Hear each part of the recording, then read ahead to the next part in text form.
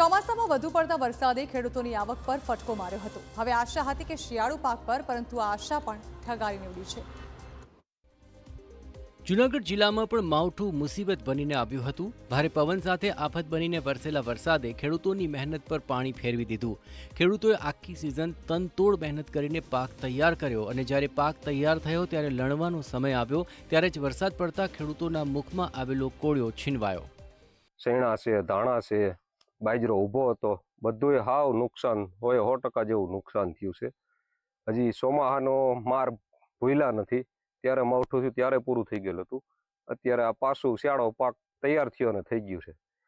ઘઉં, ચણા, ધાણા, બાજરી સહિતના પાકમાં ભારે નુકસાન થયું છે। જૂનાગઢ જિલ્લામાં 1 થી 2 ઇંચ વરસાદ પડતા ખેડૂતો પાયમાલ થયા છે। હવે અમે સરકાર તરફથી એટલી માંગ કરીએ છીએ કે જો આની વહેલા તકે જો આની સહાય અમને મળે તો અમે આ ખેડૂત જીવી શકીએ એમ છીએ।